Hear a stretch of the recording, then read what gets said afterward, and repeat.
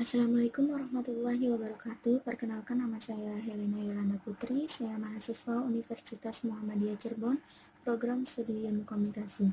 Di sini saya akan mereview sebuah jurnal penelitian yang dibuat oleh Ria Intani Tresnasih Lasmiati, yang berjudul Fungsi Ngarot untuk Masyarakat Lelea.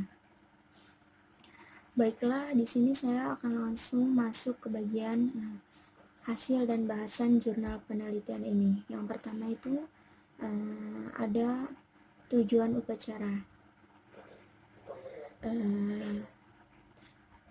Upacara ngarot diselenggarakan untuk beberapa tujuan. Yang pertama, bertujuan sebagai wadah untuk mempersatukan pemuda desa Lelea. Yang kedua, bertujuan untuk melekatkan rasa gotong royong antar pemuda di desa Lelea. Dan yang ketiga, bertujuan mendewasakan pemuda dengan dituntut kemandiriannya. Pada intinya, petuah tersebut mengandung nasihat yang ditujukan untuk anak-anak muda di Lelea agar mereka mengisi masa mudanya dengan bekerja keras serta selalu berpedoman pada ajaran agama agar kehidupan mereka selamat dunia dan akhirat. Upacara ngarot diselenggarakan pada bulan-bulan musim penghujan antara November sampai Desember. Harinya hari Rabu. Adapun tanggal pelaksanaannya itu bergantung pada hasil musyawarah antara pemangku adat dan para tokoh masyarakat setempat tersebut. Baik teman-teman, kita lanjut masuk ke bagian teknis penyelenggaraan upacara ngarot. Teknis penyelenggaraan ngarot dimulai 2 bulan sebelum hari pelaksanaan. Tahap awal dilakukan rembuk desa atau musyawarah untuk menentukan waktu penyelenggaraan upacara.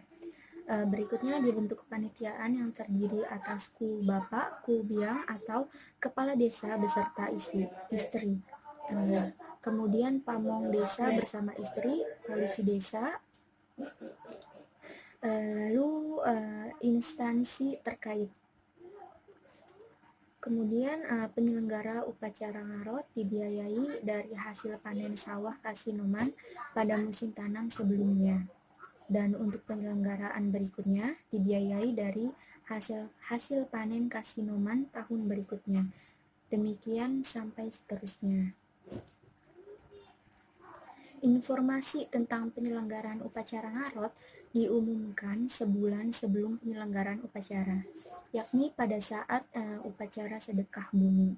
Sebagaimana tradisi yang sudah berlangsung, teknik pengumuman selain menggunakan pengeras suara, juga dengan memukul bende keliling desa.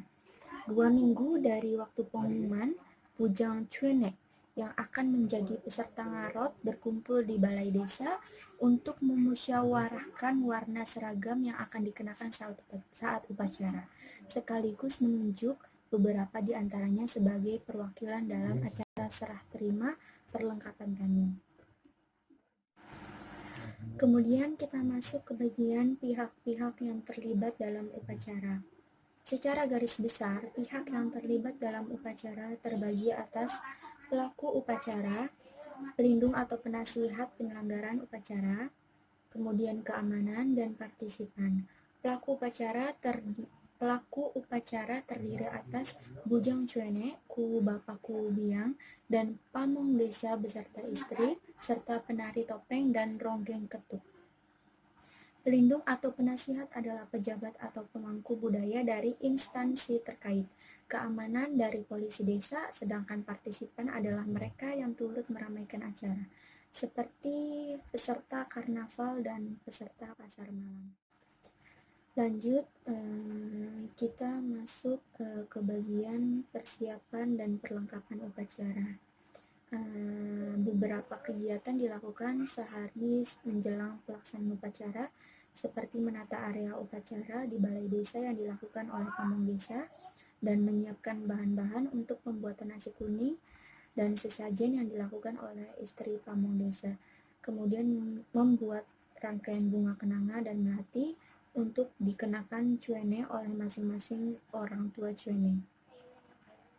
Kemudian melakukan ziarah ke makam leluhur.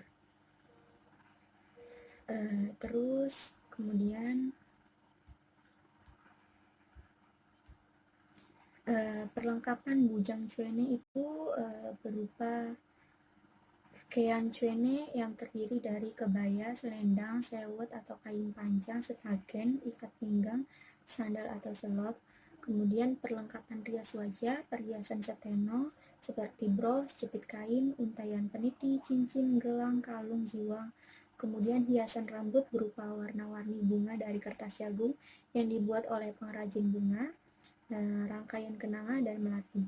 Adapun jamur yang dibentuk segitiga disebut cunduk atau pudak, dikenakan cuene yang sudah bertunangan sebagai penanda yang bersangkutan tidak boleh diganggu.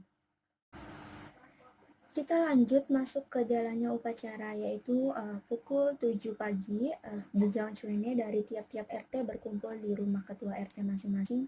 Selanjutnya pada sekitar pukul 8 dengan didampingi pamong desa beserta istri, mereka menuju rumah kuwu. Di rumah kuwu, peserta upacara disambut kesenian jidur. Kemudian dengan dipimpin kuwu Bapak Kuwu Biang, seluruh peserta upacara melakukan arak-arakan melewati batas desa untuk selanjutnya menuju balai desa.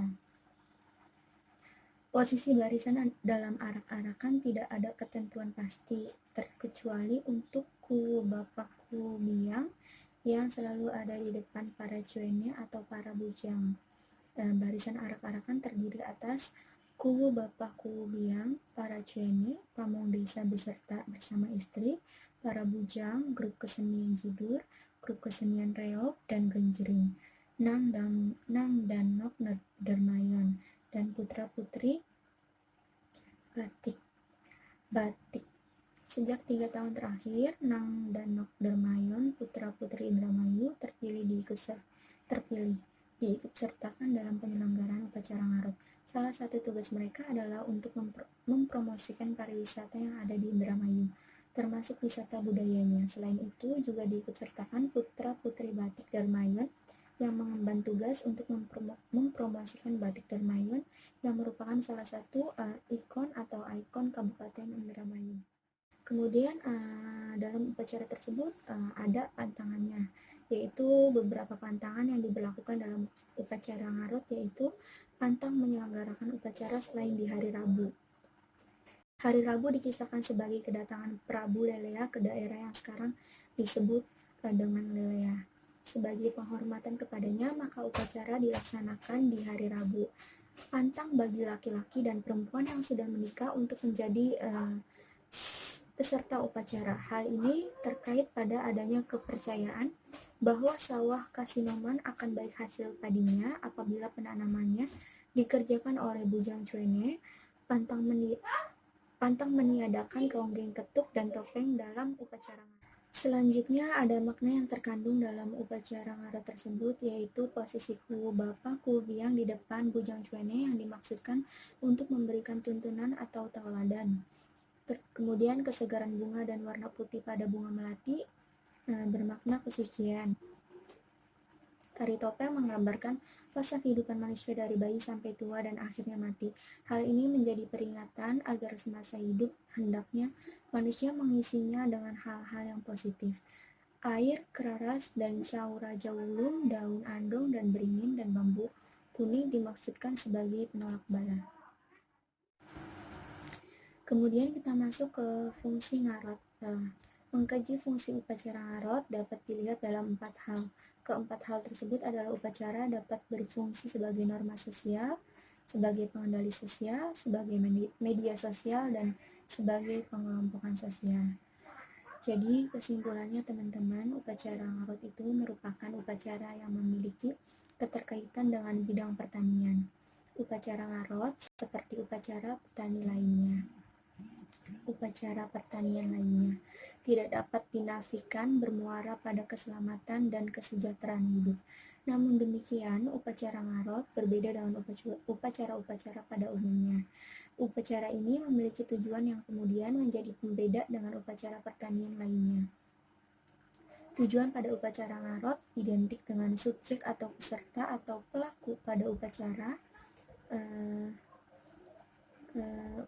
Subjek, peserta, pelaku, dalam upacara ngarot adalah Bujang Cuene. Oleh karena sebagai tujuannya, upacara ini bermaksud menanamkan norma-norma yang berlaku pada masyarakat wilayah kepada Bujang Cuene.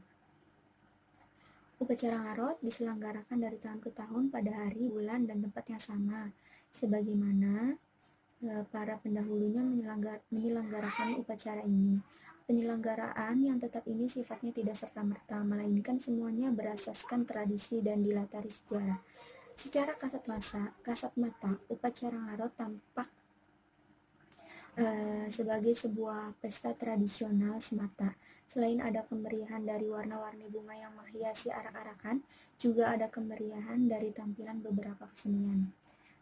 Pesta memang tak dapat dinafikan, hanya saja di balik yang tersurat tersebut tersirat banyak makna yang disampaikan dalam bentuk simbol-simbol.